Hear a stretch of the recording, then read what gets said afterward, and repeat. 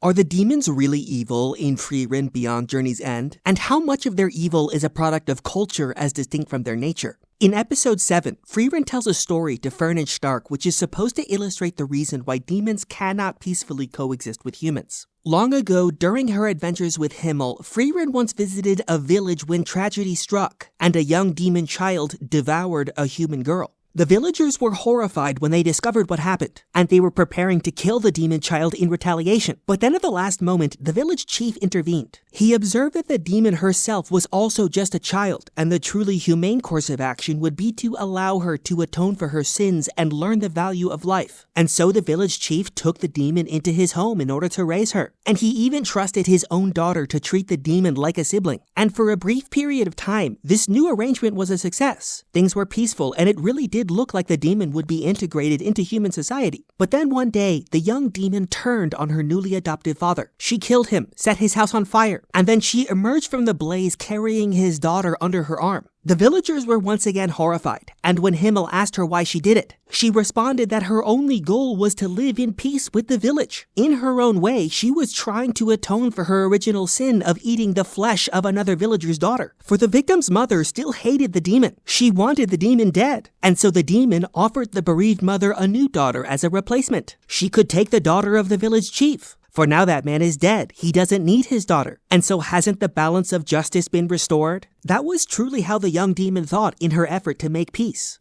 And then, years later, Frieren would tell this story to Fern and Stark in an effort to show them that demons cannot be reasoned with under any circumstances. And so you certainly cannot trust them when they sue for peace, because they only ever use language to deceive us, in order that they may kill us more easily. But I don't actually think that Frieren drew the right interpretation from the story about the demon girl, because the demon girl only ever used language to deceive the villagers in one context. She did it whenever the villagers turned on her and prepared to kill her. This happens 2 times, at the beginning of the story and the very end, and both times the demon girl calls out for her mother just as her assailants raise their weapons against her. This is a deception because demons don't have mothers in the same way that humans or elves do. They are abandoned at birth and grow up alone without any social attachments. A demon cannot even comprehend what a mother and child feel when they bond, or why a child calls out to its mother whenever it's afraid. All the demons know is that this is something human children do, and so demons tend to imitate this behavior whenever they fight humans, because they have discovered through practice that it tends to disarm their opponents by evoking their pity. That was certainly why the young demon girl did it in Frieren's story. She called out for a fictional mother in order to save her own life.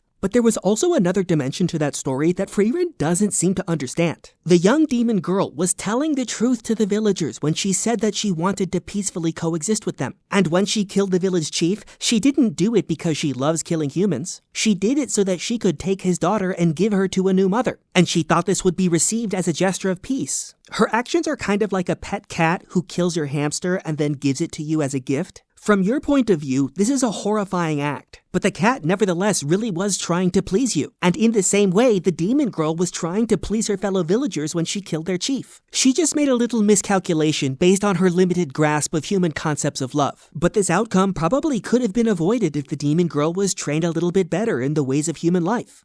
But here you might be wondering, what is the broader point that I'm actually trying to make about demons in the world of Frieren? I'm trying to suggest that demons are not inherently evil. They're not born with a bloodlust that instinctually drives them to kill all humans and elves for sport. Of course, it's also true that many or even most of the demons that we meet do kill elves and humans for sport. For example, that seems to be the prerogative of Aura the Guillotine and all of the demons she commands. And before her, there was the Demon King and so on and so forth. But my suggestion is that their behavior is less a product of their natures and more a product of their culture. We know this because of the demon girl from Frieren's story, who shows us that there are circumstances under which demons really do wish to peacefully coexist with humans. And I'm not saying that it would be wise to make that wish come true, but I am saying that the demon girl is nothing like Aura the Guillotine. I don't think that Aura is the way she is just because she's a demon. Certainly her demonic nature makes her insensitive to human concepts of love. But you could also say that about sharks and bears. And they don't kill humans as a carefully cultivated way of life in the way that Aura does. I think that demons have their own loosely knit societies, and those societies have their own values. And it's really a demon's values rather than their nature, which explains the reason why they behave the way they do.